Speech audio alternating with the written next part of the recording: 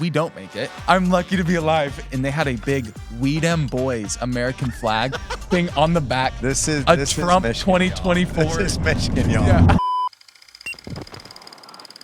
We are here at We're One Conference. Well, it just finished. Yeah. Well, no. Tomorrow's conference Sunday. Let's go. Yeah, that is true. At the time of this recording. What an amazing weekend. You just finished preaching. Yes. And you know how I know that it's fun. You know how I know that you're 26 and not 36 like me? It's because you just finished preaching. You go, yeah, I'll shoot a podcast. That's not a big deal. I don't know if that's 26. I think that's Celsius talking. That's what we call it. We call them cellies. So I literally be like, hey, yo, can I get a celly? Okay, And so they know what that means. so Celsius is big everywhere then. It's big in San Diego. Big everywhere. Yeah, Okay. yeah. Because like everybody drinks it here in Imlay City, Michigan, which nobody's. And You had never heard of this city, guaranteed. Yes. This is true. I said something tonight, and I actually meant it. I Googled like Michigan facts. I wanted to relate to the people, you know? That was the idea. Yeah, and then there's this church from Flint that's there, and you're making fun of the water. And in Did Flint, people actually like, die from that? Is it a serious thing? It was bad, bro. Like Flint between the water, and it was #2 murder capital of the world at one point. Bro. I grew up there till I was 10. And you made it out. I made it out alive. God will do it. That's awesome. Did I tell you when Michael Atakroy came? Did I tell you about that? I didn't know he came. Yeah, he came like 2 years ago, spoke at conference. Oh, he probably did so much better than me. He is amazing. We're going to talk about that in a second. We're talking about preaching and all that. We're at this point, we're rolling. We're in the podcast. Oh, we're in it. Yeah, we're chilling. Sweet, yeah, sweet. We're it's like Logan Paul style. We just like start. We're doing it. But yeah, when he came, because he's from Church of he's from Las Vegas, right? So when he comes, he's like, man, when you roll into Las Vegas, you hit the strip.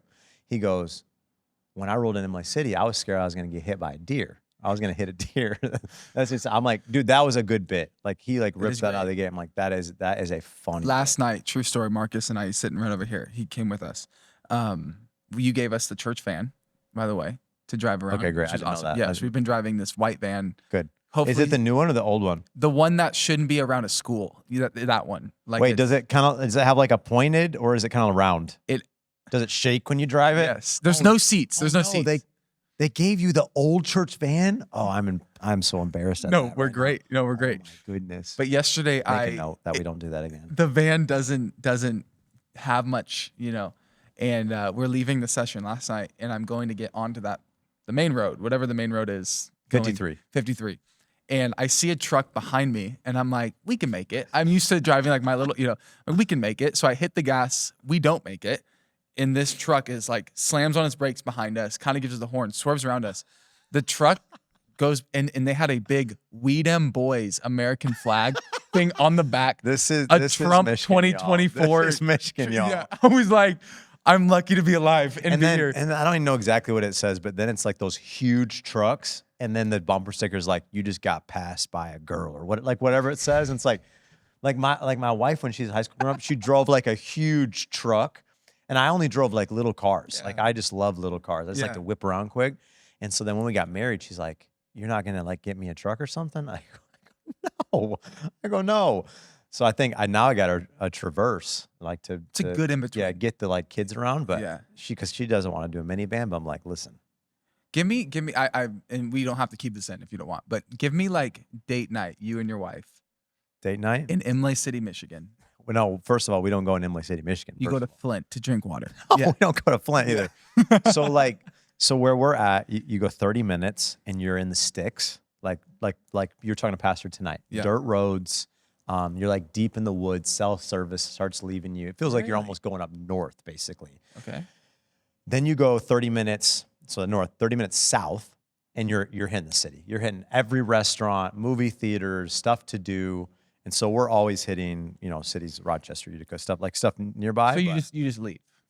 Yeah, we always leave. Okay. There's a great coffee shop around here though that we'll hit. But okay, this is like, I don't know if it's her favorite thing. She likes to do, her favorite thing is the next new thing we haven't done. That's fair. She just loves to always, I love first too, but I run out of ideas. Yeah. Right? But I know this sounds so lame, but honestly, something I genuinely love to do with my wife is, I feel so stupid. Make out with her. Dude, the make out bit made it into. Every sermon. Every session. sermon. Yeah, you're. Yes. So like we said, we're recording this at We Were One Conference. You're gonna have to go watch all the sessions to make that joke make sense. But I love to go to a coffee shop. And so I did this a while ago. I gave her a book, like a marriage book we could just both read. Not even be like, they have all the answers. It's something to just get us talking about new things we might have not thought about. So we'll both read it. Then we'll get together and we'll talk about it. And then I'm so competitive. I love sports. And I love any sort of game. So like even board games, I'm like diehard, like love board games. And I love going to a coffee shop and playing board games. And I could do it for hours. Respect that, I could do it for hours. But I also like going out and like she's taking. Do you ever get so competitive that it kind of gets to a moment where you're like, we need to stop? Like, have you ever with her? Yeah. Like,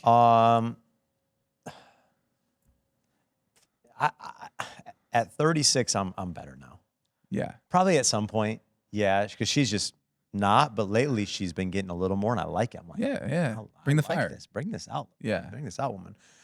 But yeah, she's more like she does the spontaneous stuff. It's like, let's go rock climbing, and she'll take me there.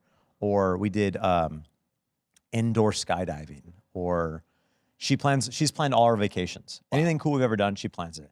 My favorite vacation ever went to Thailand, and Unreal. we went to Koh Samui, this little island, and we rented a moped and went all over the island, and we'd park and get dragon fruit on the side. They're like with machete and chopping it up, hit the beach. Then we went, I can't remember the next. We did we were in Bangkok, Koh Samui, a couple of places. We went up in this mountain, stayed there. She planned our trip to Utah. We did all like the national parks and hiked, which is where we were in Zion National Park, which is why we're like, oh, we'll name our son Zion, like I told you. Yeah, so Kicked it with some Mormons. yeah, Utah. It's like national Mormon central right there, right? 100%. Okay, for you, Date night. Well, and now I don't How long you been I don't married? want to brag. How long you been 3 married? years this summer. Okay, Yeah, so I'm 10 years this summer as well. Wow. August, when were you married? June. Okay, August, yeah. Yeah. I don't want to brag because now, like, the one thing about where we live is within Everything to an do. hour and a half, you're in snow. Within an hour and a half, you're in the desert. That's And insane. then for us, like 5 minutes, you're at the beach. So we are actually more creatures of habit when it comes to food. We will try new things, but I would say we like kind of going to we have like a rotation of like 3 or 4 spots. What's your favorite food? Like favorite type of food? Personally, it would be like any steak. Okay. Sorry, vegans. It would, yeah. It'd be Mine's like, straight up like Mexican food. you would love San Diego so much. So we're like 45 minutes from the border of TJ. So you go to any place that ends in like a Alberto's, Filiberto's. There's like these just like little shacks that you're not even sure if they're like up to code cleanliness, but like I love those. like I actually do. grandma's in the back actually like Getting cooking it. the whole thing, and it's incredible. So like here's like our vibe would be breakfast burritos are a huge thing where we're at. So it's like the surf, get the breakfast burrito, hang, talk, do devotions, whatever it is, and then move on. But like that would be I think Mexican would be like number 2 for us. Number 1 would be like any type of steak. I'm always for I it. love Asian food of all kinds. Sushi. Do you like sushi? Big time.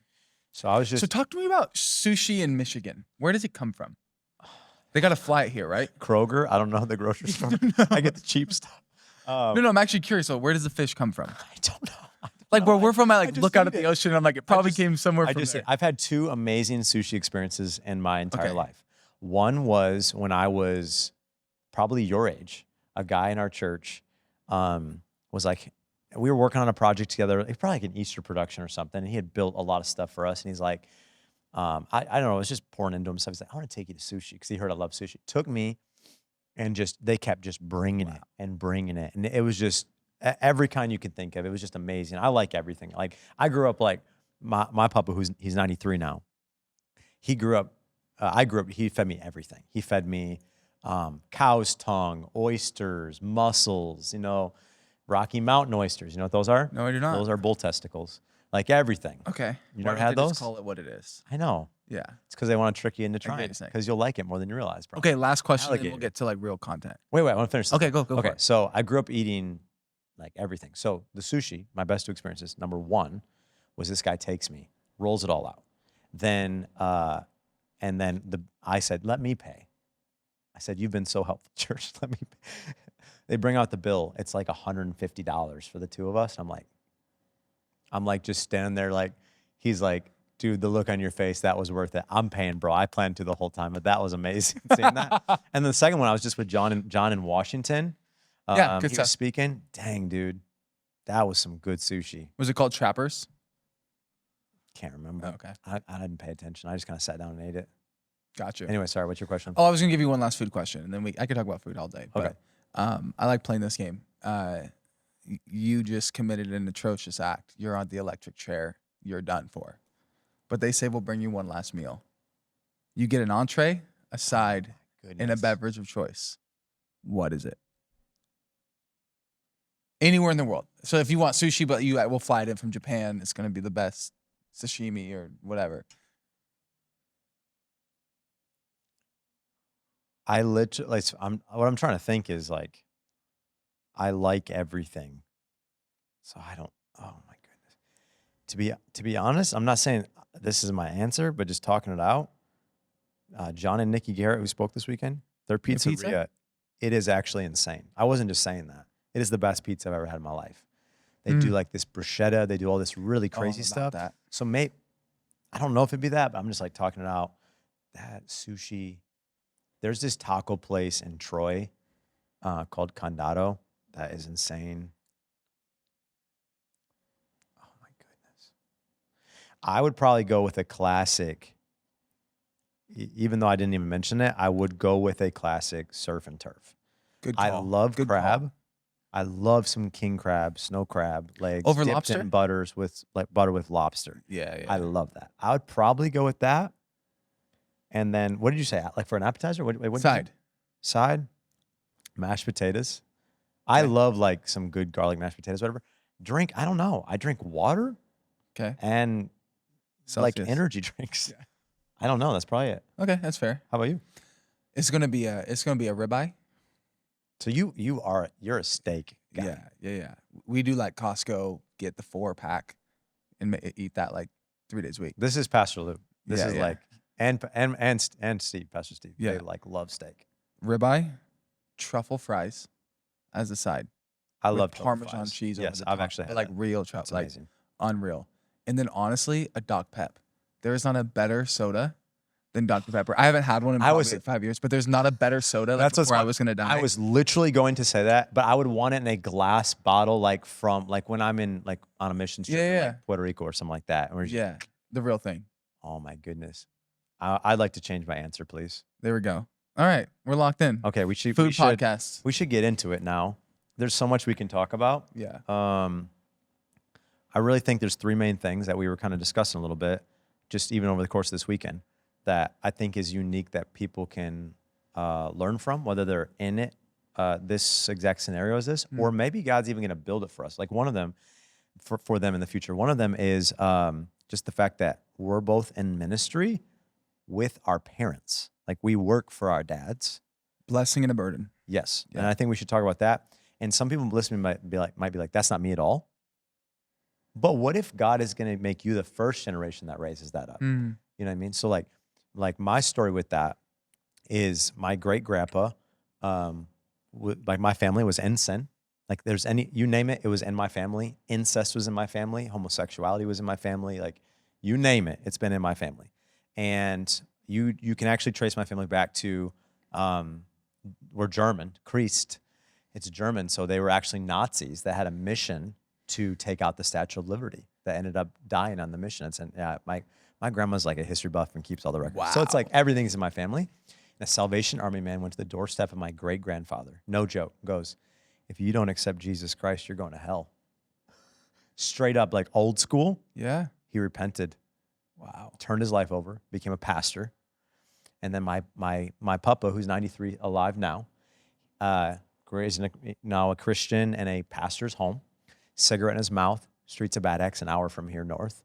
16 years old, smoking it. He like heard the voice of the Lord speak to him. David, he's who I'm named after.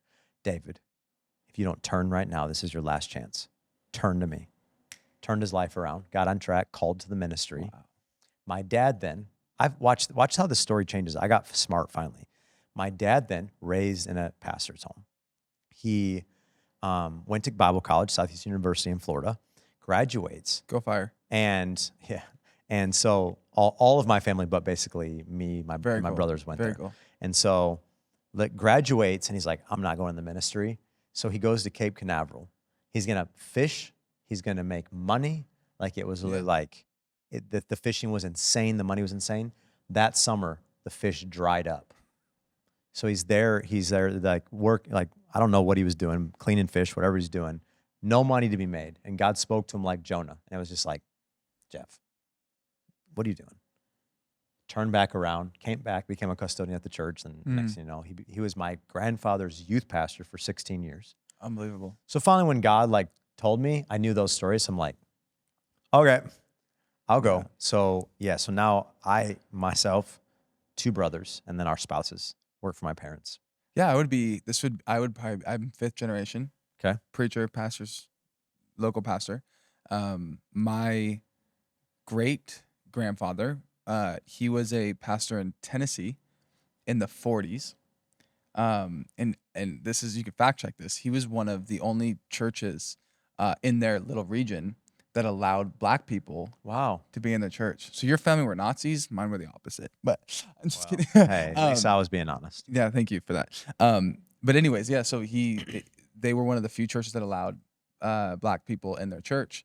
And true story, KKK shows up to the front of the church, burns a cross on their front yard, and they're outside chanting, "We're going to kill you if you don't leave." Wow. So they fled from Tennessee to Los Angeles, California, and that's where he met my grandma, who's from Beverly Hills area. I grew up there, Armenian. Wow. Had my dad, they were on staff at a church called Church on the Way, Pastor Jack Hayford, absolute legend. So he was a pastor there. My dad grew up in there, got called to ministry at a summer camp when he was about 5th, 6th grade, something like that. And then my family planted a church, and I was the same way. It was like, it didn't take me until I was around 17, 18 to like really come full circle to it. Yeah. But I do find great beauty. I think a lot of times the outside perspective, maybe you feel this, is like, oh, you're only here because, People could perceive that. your dad, right? And one of the funny things is I feel like you and many people I come into contact, friends of mine that have parents who are in ministry, is almost, and I'm curious for your story, most of them had a season where they were like so anti it or like ran from it. Yeah. And then God gets their heart and ends up being effective. I just think there's something beautiful to standing on the shoulders of generations and what God wants to do through a bloodline. Yep. Legacy, those types of things. Did you ever have a season like that? Yeah, so maybe not to the extremity. I would say 2 things that like what you're saying, but 2 things. One, I resonated with in your message. There was that season in high school where I was like, in the sermon, you had these 2 chairs, and you're talking about like striving to be in like the good, put together Christian chair, and then what you're really acting like and going through, and not striving, but just receiving the grace to sit in that chair, right? That's where I was at, man, just in a trash relationship in high school. Like that's a whole long story, but that set me in a journey that really set me back. I didn't know how to operate in any healthy sense with relationships or love or lust or telling the difference between them and, all that stuff. And that really deterred me from like, it's like tough because I'm like, I got there quicker than most do. Like I was on staff by 22, but it still was like, it felt like just all these years of just, I don't know, God was doing something, but I wasted some of it at the same time. So I resonated with some of your story, just some of the battle of figuring that out a little bit during that season. But the second thing I was going to say too is just like, I think for me, I look at what God's doing now, like having you here this weekend, the conference, just everything God did. I look at our team and our band and the music and everything that everyone's doing. I'm so proud of them. And none of it would have happened if I would have hung on to my selfish pride of what I thought was supposed to be. I don't think it was so much like, I don't want to work for my dad. I think in some way I thought it was kind of cool that my dad worked for his dad. Later, I found that it wasn't easy for my dad. He wasn't super received at his church. Our church has just received us so much. Your dad told me in the back that he quit 5 times and was fired 4 times. I believe. Yeah. He told me once a month he'd be in the bathroom and be crying. He would just cry his eyes out because he was just so overwhelmed. The pressure was just so extreme. And it wasn't like people at our church, like they're amazing. They genuinely respect us just as pastors, Sure. just as who we are, not as like we are Jeff Krist's sons. But I think like I got in this season where my band was traveling and I thought I was getting like these big opportunities. And I'm like, why would I want to come to Imlay City and give all this up? I never knew that what you saw this weekend and the songs we would write and that the ministry is now and will be, I never knew that was waiting for me. So I think my story was probably more that than it was like not wanting to work for my dad or something like that. Yeah. I think after I started working for him, I realized how hard it was. But I don't think there's anybody that can get the vision of the senior pastor and support him like their child. Sure. It's just like, and that's like, and our team knows that. That's not putting down any team member here that they're not willing to serve, be on board, our deacons, whatever it is. But like he knows, like when he says something, he says it the wrong way, and I still know exactly what he means, and we'll get it done. I think there's something about having each other's back. My dad was 30 years old at a Tommy Barnett conference. You know Tommy? Mm-hmm. And he saw all of his kids up there working with Tommy. Yeah. And he prayed. He said, Lord, if it be your will, would you let my kids, there's only 2 of us born at the time, let my kids work for me. I thought my one brother, Steve, was going to be a film director in LA for sure. I thought Luke was going to be in LA or Nashville as a producer. Never thought they'd end up here. So when I came here, that was the hardest decision of my life because I go, finally, I'm going to be split up from my brothers. Because I had to come here because God told me to, and that was so hard because I was like, they're going to end up in all these places and we'll all be separated. I never knew that Steve was going to make films here, Luke was going to make music here, and we were all going to end up together. God's plan is better. So that's kind of like short of my story, like what I've learned from it and everything. Like, what was the process, I guess, for you getting to the point of, I don't know, accepting being there or God's plan with it all? Yeah, it's funny. My dad came from before we planted the church that we're at now. Came from a really, I don't use the word toxic. Like he was on staff for a senior pastor whose son was like an associate, and the associate who was the son, my dad's the one who found out he was having like a moral failure, and approached the senior pastor about it, and watched like this whole kind of cover up thing happen. So in his mind, he just had this real twisted perspective just because of one bad experience. And it was honestly almost like a joke. Like he would always tell me growing up, like, you know, even when I was feeling called to ministry, like I would rather us be best friends and be able to be father, son, and not have that compromise. Cause I think he watched that. Now we got to a place where like his executive was the one who called me and was like, will you come be the youth pastor here? It wasn't even my dad. We got through a couple interviews before my dad even found out. And we just set up real strong boundaries. But I would say now it's been a very beautiful, I think you're speaking to, I'm just having all these thoughts come to my mind. Like I remember all the pressure of being a pastor's kid and then now on staff. The beginning was like this feeling of having to like earn trust and equity with the staff, with the church.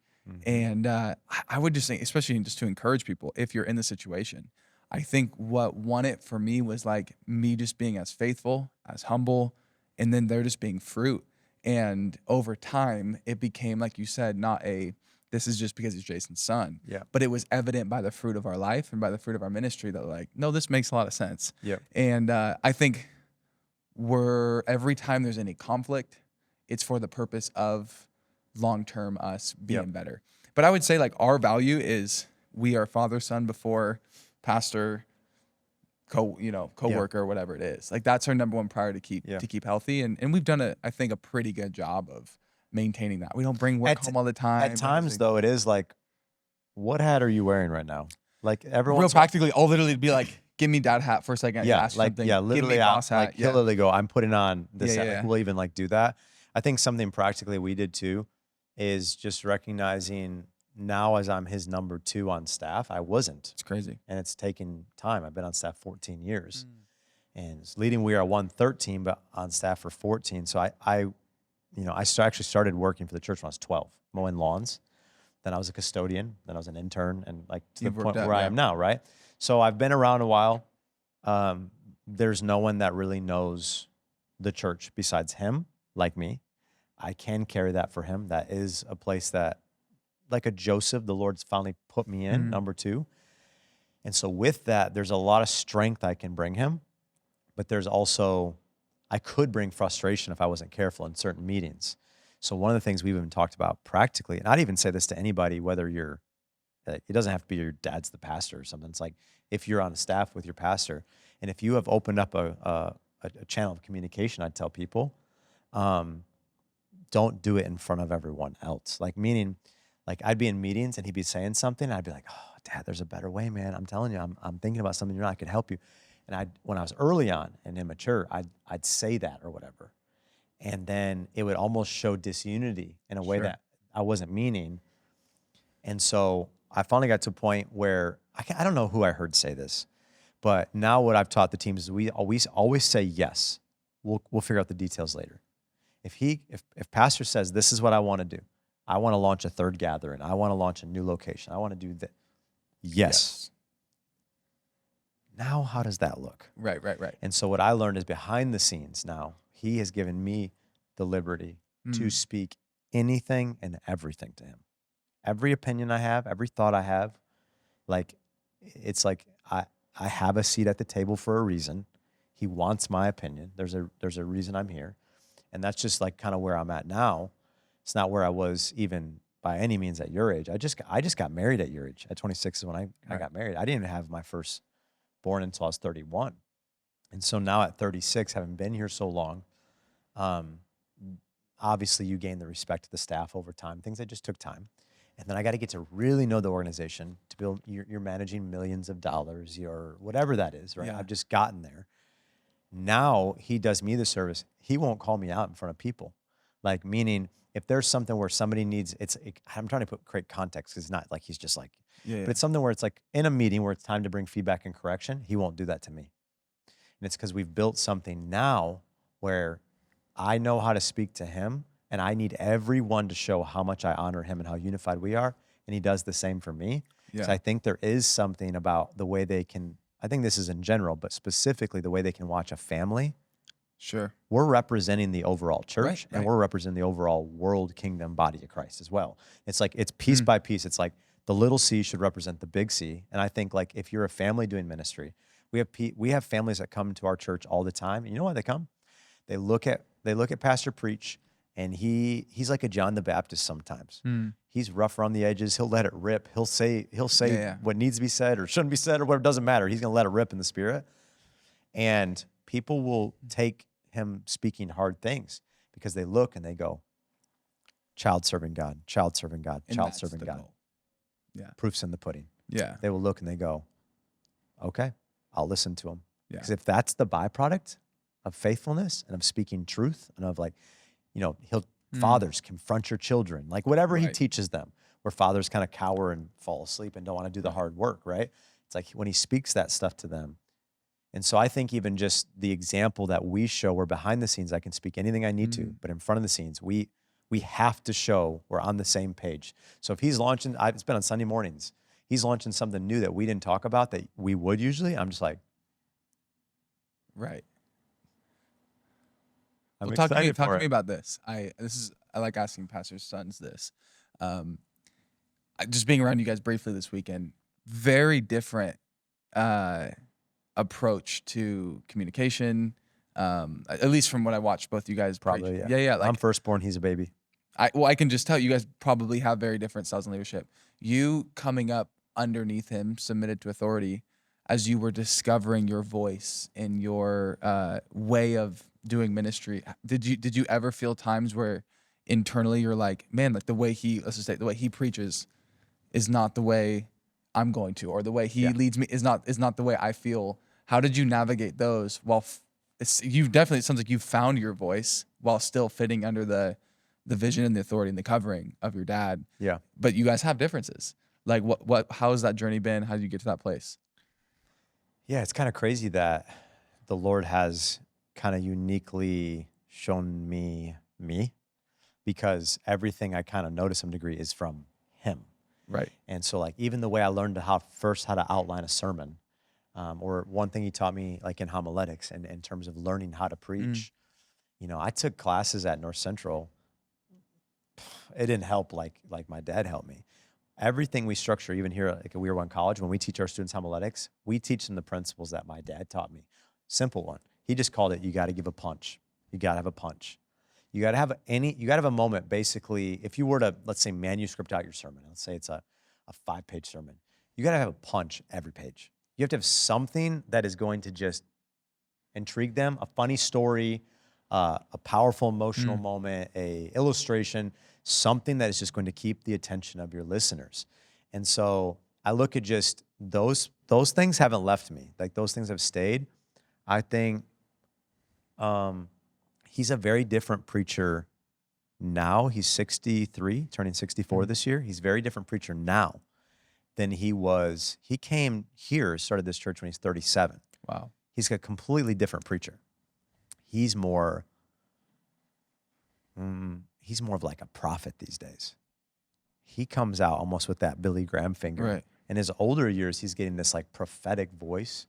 This kind of like you preached in session 3, this call to repentance, and so I think at times I still can be like, I can almost go, am I preaching hard enough?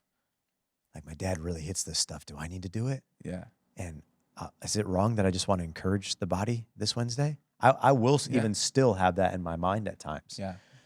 But I just kind of lean into like, he's all like, the same way I asked you about my sermon this weekend. Hey, give me some feedback. And I really appreciated your thoughts. I wrote them down. I do that with him. And what's interesting is I could cry because I'm so tired from conference if I let myself right now. But he'll text me sometimes. Maybe he sometimes will stop by in the house or sometimes he'll catch it online. But he'll just go, Dave, man, you've developed into such a great preacher. Wow. That was such a message. Wow. You really And hearing that from him you is studied that. different than anybody else. Oh, gosh. Yeah. And so that's what I need to hear to recognize he appreciates me for me. He's not expecting me to be him. Now, I think every preacher needs to preach about sin. We need to identify, we've all sinned. What is sin? We need to repent of our sin. But not every sermon can be cookie cutter to be that every time. Right. At some point, we need to encourage the body. At some point, we need to teach on the gifts of the Spirit. At some point, we need to diversify. They can't do the same thing every week. Gives us great takeaway on that. He went from leading a conference of Jesus culture to then planting a church. So he had never preached weekly. He'd only preached in conference environments to weekly. And he said when he started planting the church, he had this home run mentality of, I got to do the gospel plus baptism of the Holy Spirit plus whatever leadership tangible plus like the cross every single week, because he was doing this in conference settings. And he said, I learned quickly how to hit base hits over and over and over again. And not every base hit has to look or sound the exact same, but they ultimately lead to what? A home run.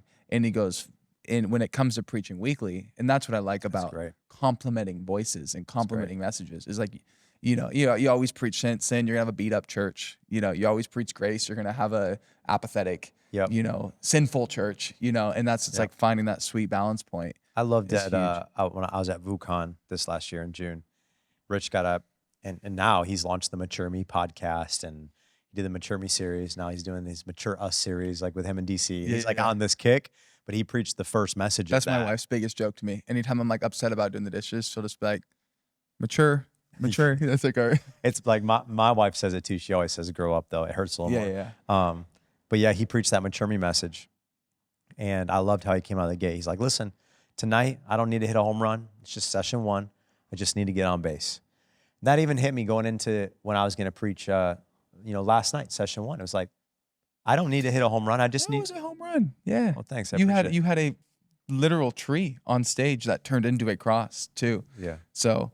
I had 2 chairs, not as cool. Yeah. Bro, let's talk homiletics. I want to ask you, then I think we can help some people talk preaching style homiletics, stuff like that.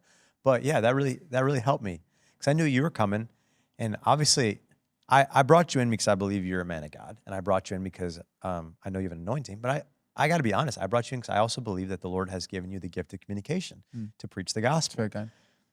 So I knew you were going to do that, and so even you talked in a session to our our leaders and pastors that came to the conference about just insecurity. How insecurity is a sin. It's our pride, and that's keeping us. You said something about if the Lord says, "On this rock I'll build my church," meaning He builds the church. He's going to do it. If it's not being built, if it's not increasing, if it's not growing, that's because of us. Right. And it looped that back to it's because of our insecurity. It's because of the things that we allow to stifle us. So before you had even said that, obviously that was today. Yesterday, though, at the time of this recording, when I was getting ready to preach, I kind of had that mindset. I was like, Ben's going to close out conference. He's going to hit a home run. Like, he's going to end it well. That's why I brought him here. I brought him here to enhance this and to enhance our team. It's like we brought in Tariq and Britt to lead worship. You know, like they're very gifted. They're anointed. They're like beautiful. 100%. Beautiful to work with. Yeah. We brought them to enhance us. So just because Tariq can sing like 10 octaves higher than I can, I don't need to look at that and see it as, well, I think I preached in a message a long time ago. It was something like, how did I say it? Why does everyone's successes, why do we have to see them as our failures? Or like, I can't remember like exactly how I said it in the message, but I think it was just like, you know what? I'm just going to get us on base. I'm here to just get it started. And I think if I can get one on base, and then John and Nikki get one on base, and well, it's really started with John at Session Zero, John Rush. I was thinking, isn't it in baseball? I'm not a huge baseball guy, but don't you put your big hitter number 4? Closer. But I'm not the big hitter. But I'm saying in this case, it was my mindset. It was like, John Rush, me, John and Nikki. Isn't that the point? We're trying to win the 100%. Game. And so I kind of looked at it that way. Of like this thought. Just trying to like learn from that. Yeah, bro. I like the thought. You notice this, especially with gifted people. I have so many friends that are extremely gifted. Usually what I don't actually love about them, though, is their gift. It's like you love them and who they are as a person. And I've just learned, like, I think immaturity, to go back to that, is thinking in the short term of how do I impress right now? Where maturity is, how do I build equity over time? And that's where, like, I love about you and John's relationship is it's like, honestly, John could have on Session Zero, and I know he didn't, but he could have just boofed a sermon. And you have the, you know, like, we love each other. Like, come on, bro. But, like, you would invite him back next year because he's your dog, and you guys are in this longer than. And I think the older I'm getting, even in building ministry, is like, nights come and go, conferences happen, and then they end. And what's left here is it's like, especially as pastors, is like us and our friends, us and the people we're doing this with. And I would rather be known by who I am as an individual, loving Jesus, adding value to your life, than the gift. And I think that's what happened in the prior generation is this ultra focus on the gift. And I love your thought on platform, you know. And in a generation kind of under them, you're in I's age. We're like watching those guys, and a lot of our friends, like, their thought of what ministry was the gift. And I think I'm trying to have a switch where I'm more like, dude, that's awesome, Tyreek, you can sing. But also, like, you're a really cool dude. Yeah. And I like just sitting and talking with you. And what are we doing? We're all serving the Lord, building the church together. And I want to be able to, and it's hard to celebrate people's gifts when you feel like you're being competitive for spots and for things like that. And ultimately, who promotes? God. So, like, I'm going, like, whether I feel great about this or I don't, like, God's the one who's going to do the increase. God's the one who's going to make the harvest. Like, I'm just here to plant seeds and be faithful to it.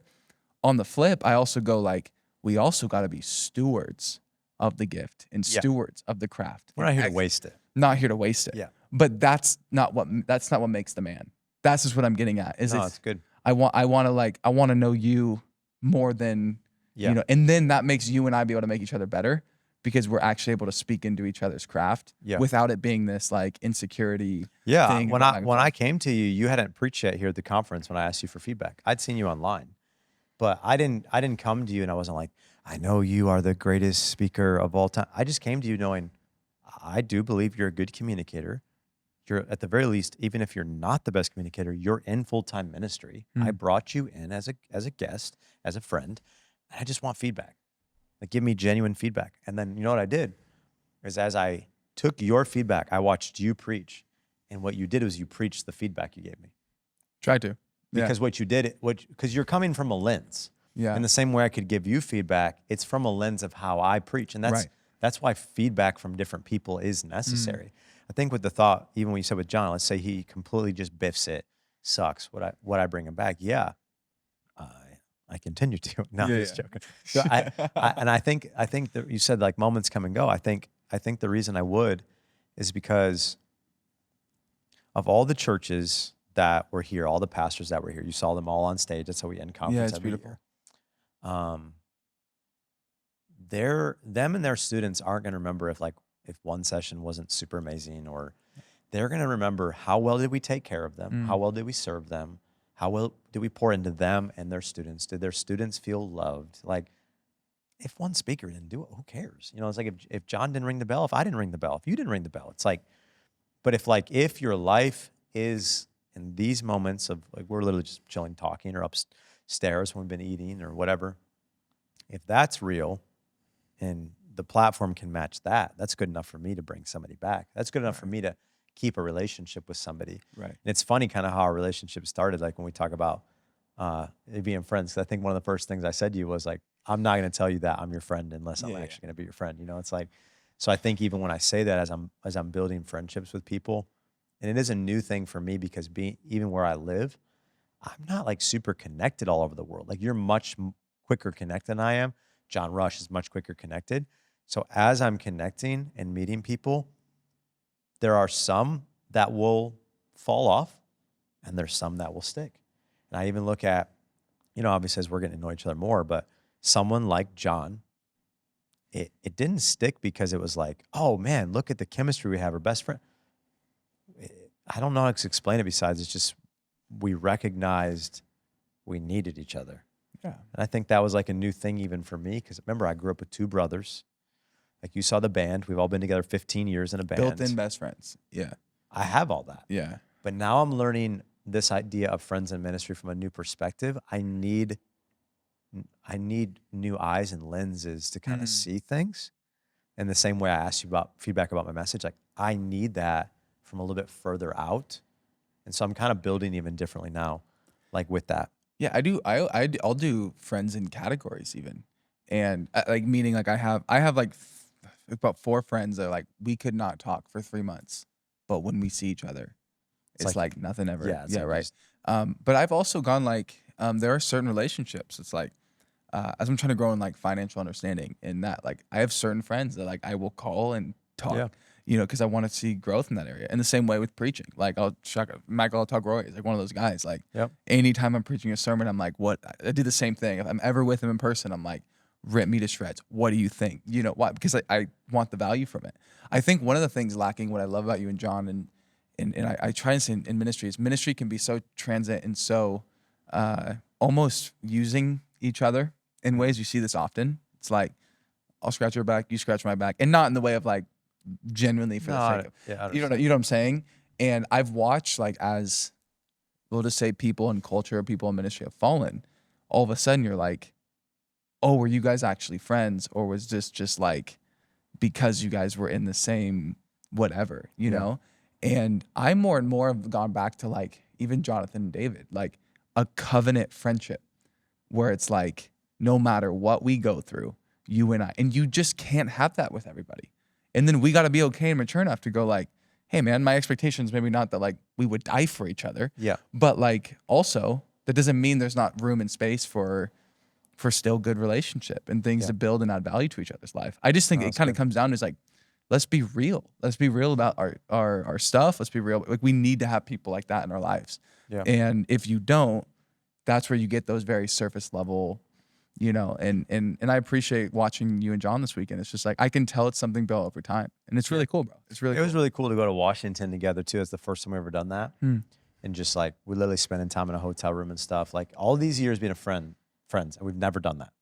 And so it was really cool to go away and just kind of, he's always come and been here when I'm doing stuff or our band has gone and done stuff.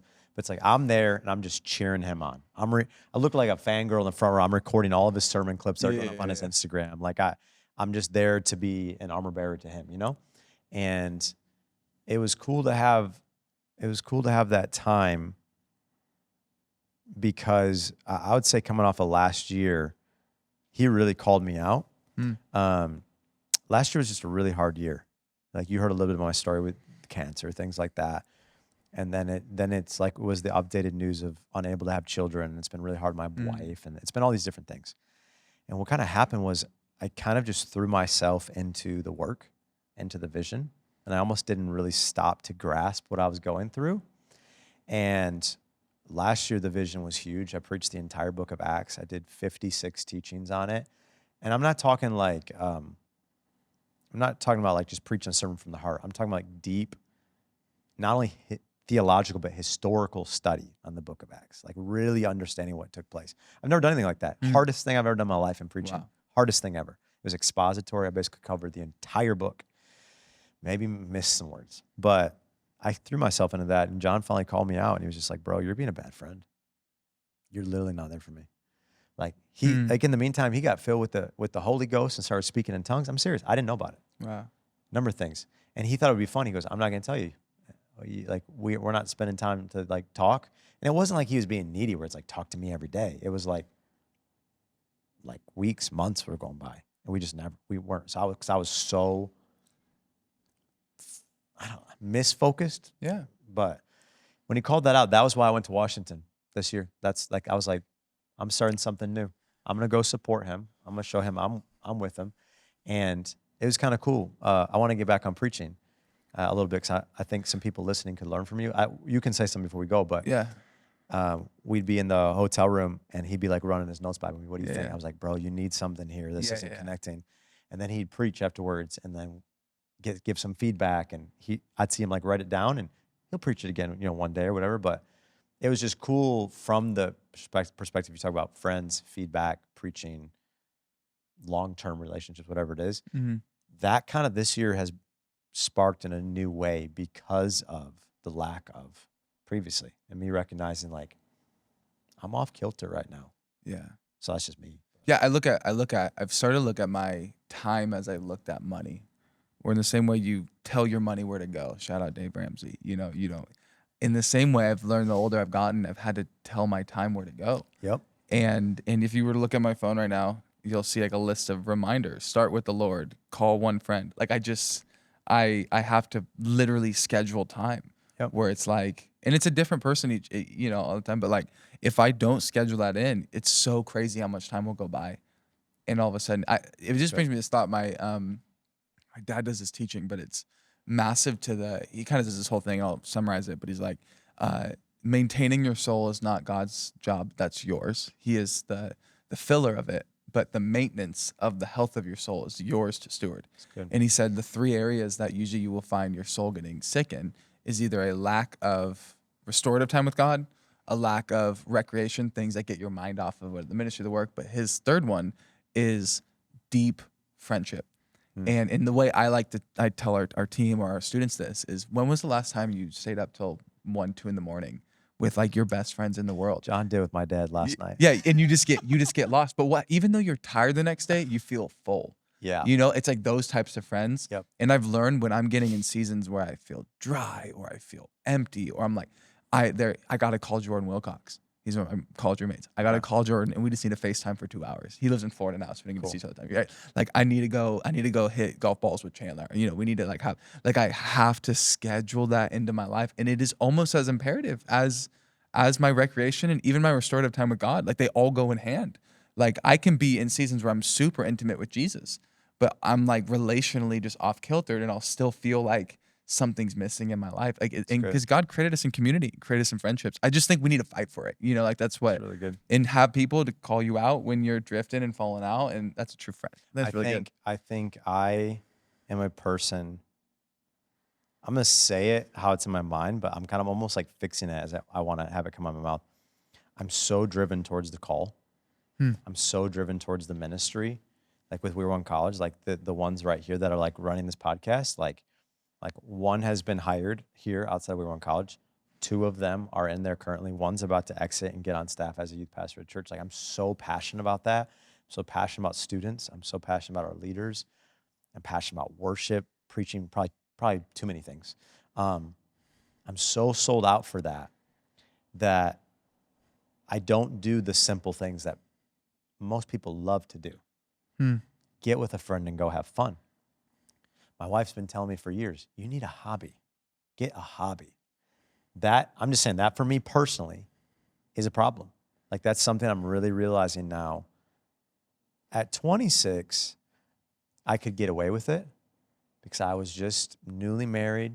I loved just spending time with my wife, and I basically had that, and I had the church, and we go on dates, and I had the church, and that was enough. And I've always had the band and had my friends and all that. But now at 36, it's the same way like recovery time now in your 30s, I'm telling you, recovery time is so much slower. Like the way that your body drains after a weekend like this, where like, it's not that you're not tired, but you're going to get up and snap quicker than I am tomorrow morning. Like a 10-year difference, it matters a ton. And yeah, there's the benefits, the longevity of staying in one place and what I've been able to build in one place. But the negatives I've found is, as you refer to someone like John or whatever it is, what I'm finding is whether it's meeting you recently and our connection, or whether it's long-term with John or the things I'm building with people here, whatever it is, when you talk about that deep relationship and recreation, I look back and I'm like, I never really developed that the way I should have. I was so focused on just building this. And partly that's noble, but partly that's not self-sustaining over time. It's like at some point your soul is going to be like, oh, give me some freaking water. I am dying right now. And so, have you ever felt close to? Now, I because I have a friend who's this like is the burnout question. But have you ever felt you gotten close? Mal, my one of my best friends in the world, shout out Josh. He just did a teaching called "Burnout Isn't Biblical," and I've heard him. This has been his thing, but his whole philosophy with burnout is it's attempting to accomplish God's will your way. So, but he says if you are walking in God's will, God's way, burnout would never be a thing. Is his kind of like philosophy with it. I understand. But I'm curious, have you ever felt like you've gotten close to that because of a lack of, whether it is just... I think I've felt seasons where I've pushed it and I've lost joy in what I'm doing. But I've recouped it. It's hard sometimes with the things I've walked through. 2017, I lost my voice. I couldn't preach or sing for 3 months. I had to go through vocal therapy, and I did the scope and the pictures. Wow. I had to do vocal therapy for 3 months to get to where I am now. My voice has never been the same. Never been able to sing, preach, can't yell. I used to have a really big, like, where I could yell and, get the room's attention. Now it blows out and it sounds like I'm mad at everyone. Where it kind of distorts, and I'm not. I'm like, I'm just trying to be loud. You know? And it happened. My mom got cancer in stage 3 in 2017. And you were telling me about your mom, and I forgot we had that in common too. But that kind of season when I walked through that, I've walked through journeys like that, cancer, pressing too hard, overcompensating for like, I'm going through this, so almost like not ignore it. I know it's there and I'd even pray about it, but just kind of like, let's grind and go over here, because I am genuinely passionate about what I do, and I love it. And my wife's just as passionate as I am. She's like, Dave, the minute you start thinking about leaving youth ministry, just stop there and add 5 more years. It's like, she's just like, I want to die doing this. She loves it. She loves young ladies. She loves, she's the one that leads all of our worldwide endeavors with our trips, with all of that stuff. She loves missions. She does all that kind of stuff. And so it's like, we're bought in, but I look back on it and I don't think I got to a point where I'm like, wow, I'm burned out. I'm toast. I want to quit the ministry or whatever people get to. But I think I definitely was ignoring. I wasn't stopping and, like you said, and being like, I don't have enough recreation that's keeping me balanced, or I don't have deep enough relationships around me, or I'm not remembering the Sabbath and keeping it holy. Yeah. Because I'll tell you, one thing you don't do during conference, leading up to conference, is remember the Sabbath and keep it holy. It's like we grind like no other to get here. And I actually think Jesus said, I'm Lord of the Sabbath. So I actually think he understands the objective of what we're leading up to. But you know what I told on my team? Monday, if anyone works, then it's sin. Because we accomplished. We finished. We need to rest. We just gave our best. Now it's time to rest come Monday. I think there is a press that the Lord will allow. But I think we have to look at the idea of the season and the balance. And so I don't know if that makes sense or translates, but it's like, and you have a different thought, give it. That's just something. No, I'm just getting reminded of, and I'm going to butcher the quote, but I think like death by paper cuts is a lot of what ministry is. And I think it's this Instagram, it's a Christian teacher. She's incredible. I don't know if you've heard of her before. Can't remember her name, but she did this one video where she talked about how like the average individual will go through like 3 to 5 relational traumatic experiences in their lifespan. And she said pastors will go to 3 to 5 a year, you know. And you're like, oh, because you even think I've been in this for like 6 years. You've been in this for much longer, and to count how many times you've walked through like giving your all to people, like pouring your soul, heart, blood, sweat, and tears to have them leave or Yeah. whatever, even if it's for good, like it still hurts.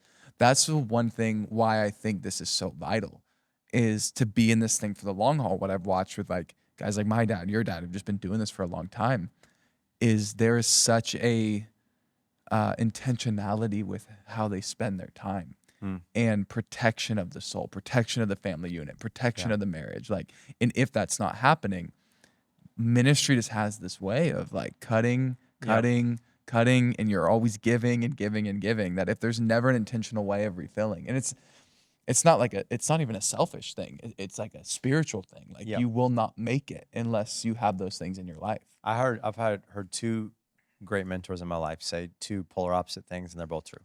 Ministry never sleeps. Meaning, like, when you're in ministry, like, no one dies at an appropriate time. You know what I mean? It's like, I've never been like, Right. you know what? I don't have anything going on this week. This is a great time for somebody to die. Like, funerals never happen when it's convenient. People are never in trauma or hardships when you just have time for it. You just have to be available for people. Like, we're here to shepherd and love people. So ministry never sleeps. But simultaneously, another mentor told me, ministry will always be there. I love, my dad would always tell me, he said, I think he was actually the one that told me ministry will always be there. But I'd finish the sermon, I'd be like, dang it. I studied for that thing, man. I worked so hard on that one. Like, I got that one in my heart. I did not preach that well. I'm so mad. And he goes, you got next week. And that really actually sat with me. There's always next week. There's always next time. Like, do I want to ring the bell every time? Yeah, but like some of them don't land like I want them to land. Yeah. Some of the moments I'm like, oh, I can feel this in my spirit, and it just doesn't go there. It just doesn't. It doesn't mean people weren't impacted. It doesn't mean they weren't ministered to. But I think the idea that ministry will always be there. My papa would always say, he said, David, you know, has a really raspy voice, preachers are a dime a dozen. He goes, but a pastor, that's rare. A true pastor, one that loves the sheep, wants to build leaders, wants to disciple people, will be there. I don't know a pastor like my papa. I don't think they make him anymore, honestly. He's just, he could preach the devil's pants off. I mean, he's like old school. I don't know how like your grandparents. I have one of them. Right, but it was like, you know, how many in this room, you're the blood-bought, Holy Spirit-filled, devil-stomping, you know, like, not literally quite that, but he could get the room roaring. He'd preach so hard back in the day, he could spit blood, you know what I mean? Like, he'd preach. Yeah. My point is, though, but even with that, that's not what made him special. His love for people. Do you know how, like, you know if you're a real and this is where I've had to check myself. If people don't love you, at some point, you got to wonder, I might be doing this whole loving people wrong thing. Right. Because it's a good thought. I like that. Because if, like, I'm not saying everyone's going to like me, but if there's not at some point the flock isn't like, oh, it's my shepherd, it's my pastor, I love them. It's probably because they don't feel loved by you. And my papa is just one of the most loved people to this day. Do you realize right now he had a stroke recently. He's now home. He's going through a lot of just junk. He's losing his mind. It's just so sad. He's 93. Do you know what's happening right now? People from our church are volunteering to come watch him. Oh man, I'm so tired. I could just keep crying each time. Yeah. Just got sent a video after last night preaching of one of the guys in our church sent it with my grandparents huddled around the TV watching me preach last night. Cool. In their 90s. So cool. And all these people are volunteering because they love them. You know why? Because they know that they're loved. Yeah. Dude, there's a thing, it's almost every circle up. some well-meaning intern will pray a prayer. If you ask them to pray during a circle up, they'll go like, Lord, get us out of the way. And like, we just want, and I know what they mean, Yeah, right? yeah. It's like, they mean like, we want Jesus to be the center. But also like, we're here, and like, I'm here. You might as well use me. yeah, and this is the balance, and this is what I'm always trying, is like, where is that balance between ambition and hard work, and then humility, and that spirit of like, I just want to be a vessel, or I just want God to be shining through me. But I think, to speak to that point, it's so true though. Like, let's not pretend that like we're actually here walking out like we aren't Jesus. We're pointing them to him. But like, I love Paul's language. He's like, the way I love people, you should do that. The way I love you, you should do that. Mm-hmm. And like, we have to be this model of it. And I think long term, like, I got grandparents too in the same field, but like, what a beautiful legacy and testimony of your life. Mm-hmm. That like, through the long haul, in their 90s, like, you have people still sacrificing, pouring it. And it's cool to see how they probably did that for years and years and years and years. Yeah. And at this time now in their life, it's like getting to reap a lot of the fruit from it and the benefits from it. It's a beautiful thing. It's super cool.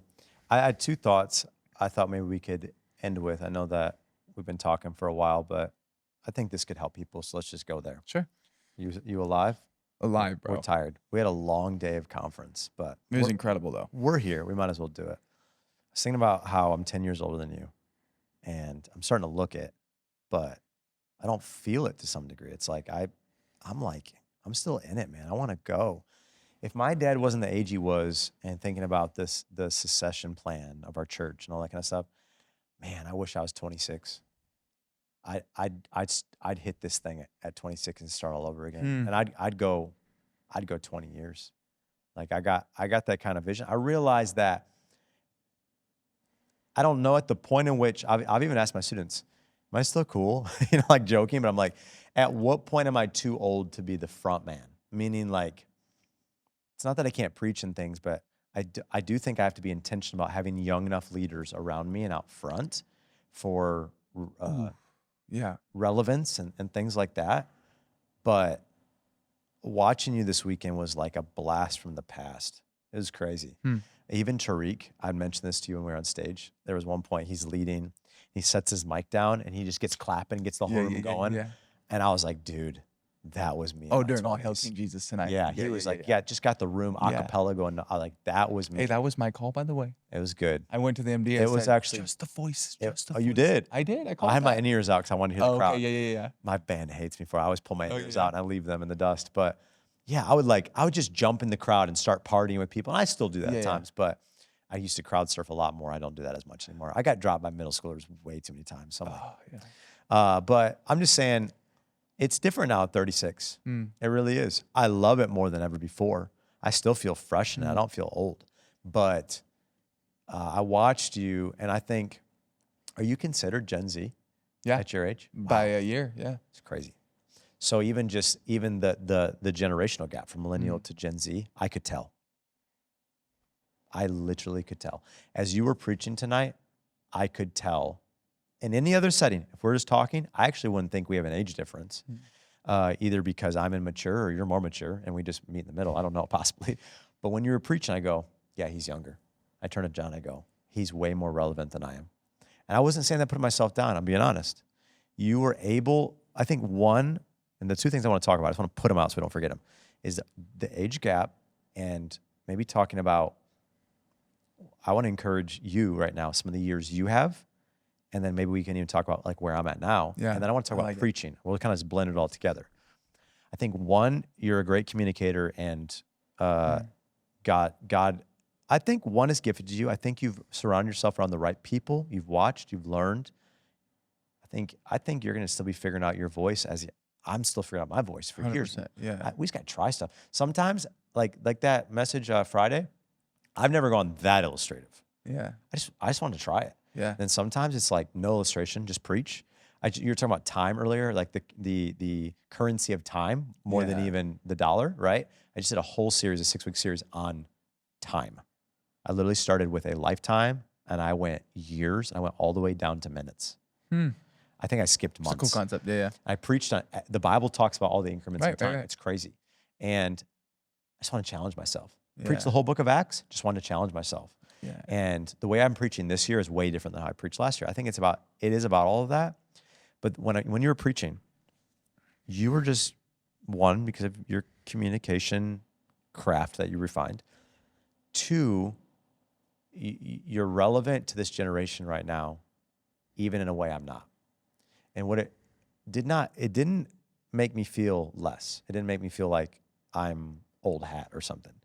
It made me realize I have to keep the voices of my younger leaders, our We Are One college students, my younger staff, whatever it is. I have to keep them alive and there. I need their voices. My voice alone is not enough, but the things you were pulling from and the things that you were speaking to were just really relevant in a way that even when I preached Friday, I didn't hit in the same vein. So one, again, it It's could very be because of your communication skills and whatever, but it also, I think it is your age. You're in just a prime spot right now, the next 10 years to get to where I am now, to really utilize these years to build on where you want to be when you're my age. I don't think anybody really taught me how to focus. I'm a very focused person, but dude, I've tried everything. I've tried huge events. I've tried the small groups. We call them circles. We've done our albums, as you know, you guys, we've done everything.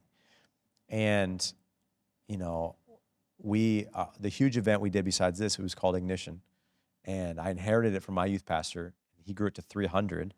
And then I grew it to 600 when I took it. We would take a cow barn here in our city. Yeah. We drove by it. All dirt, put in bleachers, and fill it with unchurched. Yeah. It was amazing. And we rolled the wheels off it, and it was just done. I felt the Lord said, move on. Yeah. And I think it's hard sometimes to do that. I think many people fail because they hang on to things too long. Yeah. And they don't be like, it's time to transition. Because we'd never have Wheel on Conference if I hung on to that still.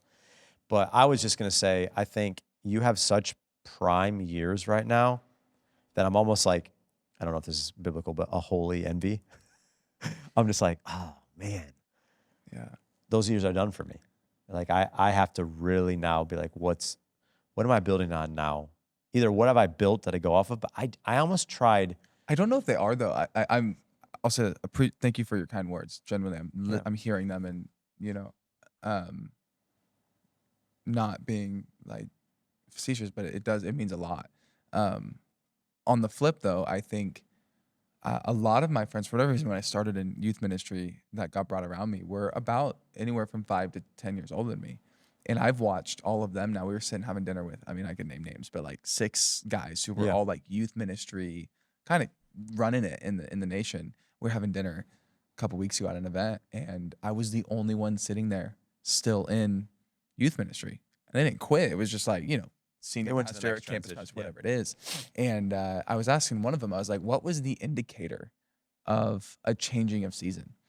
And he said, it was when I realized if I held on to this, I can't take it to where the vision in my head's going to go. It has to be younger people. And I remember my dad, when up until I got hired, the youngest guy on our staff was 35 years old. Now there's 7 of us under the age of 30. Because we watched churches, bro, like who just had these heydays. And then the senior pastor just never reproduced leaders young, never platformed young voices, never. And it's like, you just watch this arc and it's over and over and over again. And I think the greatest ministries are ones that can catch it at their peak and have the ability to platform, influence, raise up younger voices to help it go to that next level, and part of what it's just the reality of it is like every generation is going to have a frequency, a sound, a tone, a cadence, even, like that's just going to, and this is where I go to honor you. Your voice by no means is not relevant to the 12, 15, 16-year-olds in the room. But there is obviously a gift and a grace you're going to feel, and hopefully you should start feeling with parents, with grown-ups, like, which is a good thing. It shouldn't, you say envy, but I'm like, dude, there's parts of my life where I'm like, I wish I could connect more to, It's like it's like weird. I was always told, I was like, why, man, I just want people's respect, right? Like I think like I want to be taken seriously when I was young, right? right. I'm called, take me seriously, And then I got married. I felt a little more taken seriously. Then I had kid 2. Now I'm 36. 36 hit different. First time in my life ever, I stopped and I was like, am I the person God want me to be? Am I doing what he asked me to do? Like, literally, I'd never done that in my life. It was like a pre-midlife crisis. It was a one day. It was on my birthday. Yeah.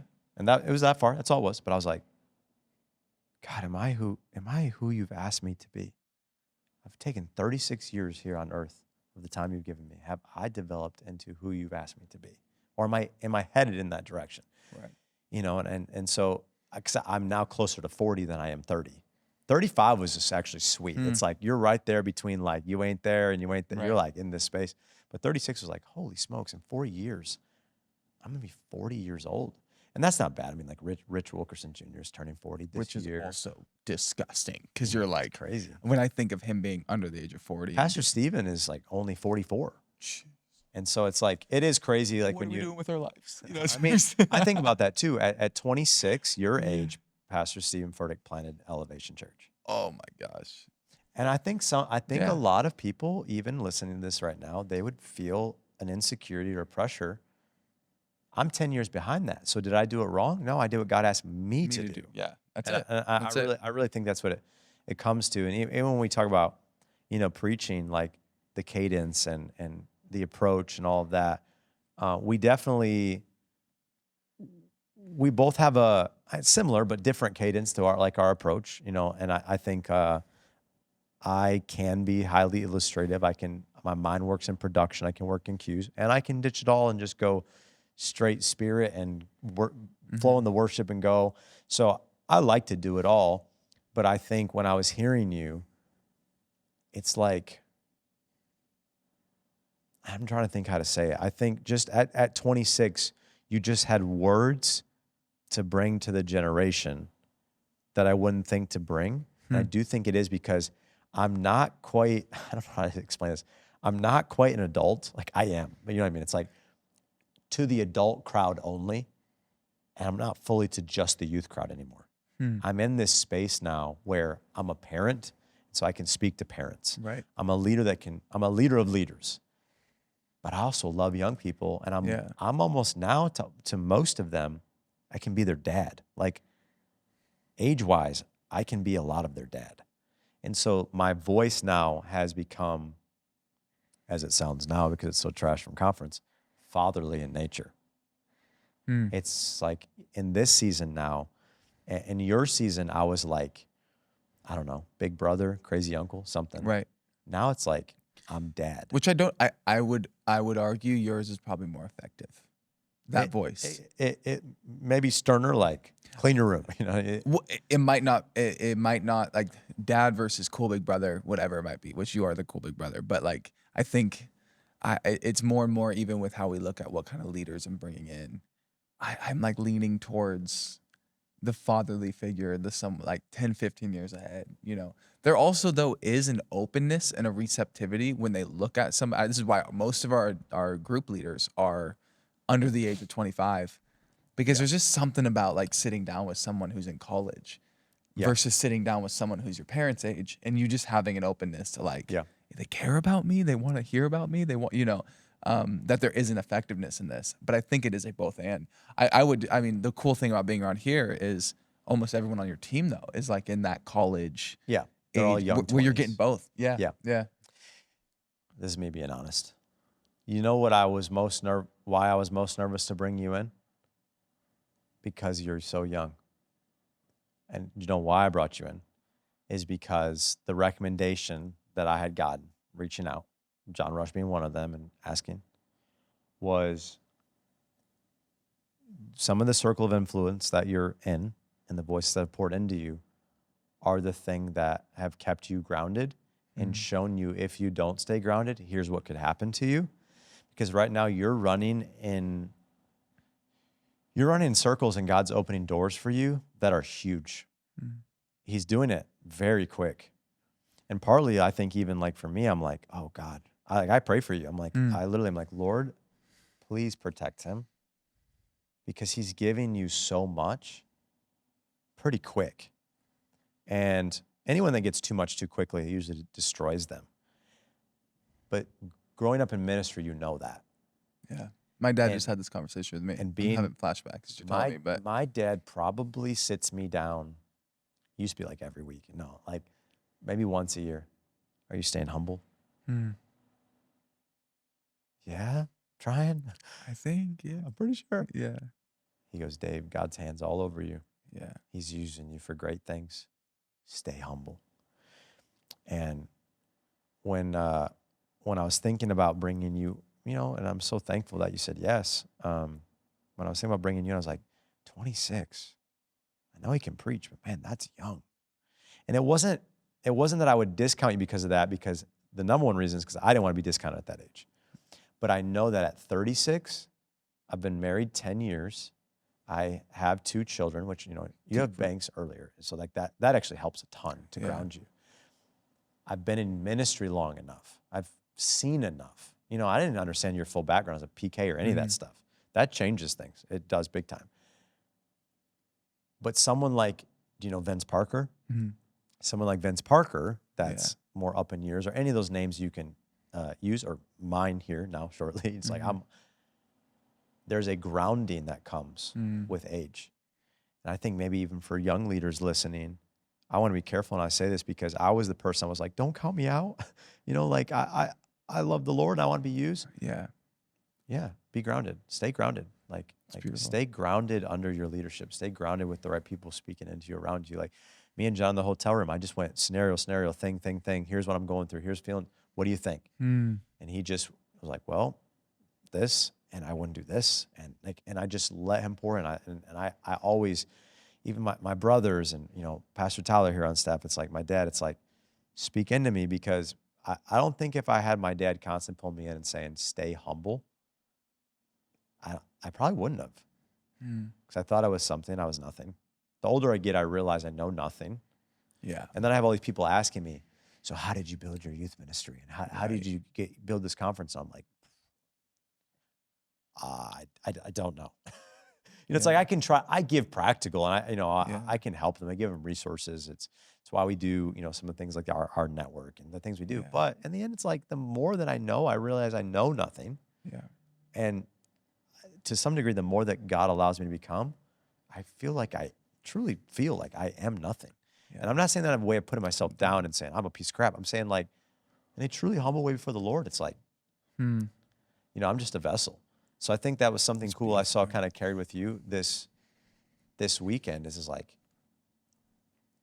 26 is just an age if we do this the right way.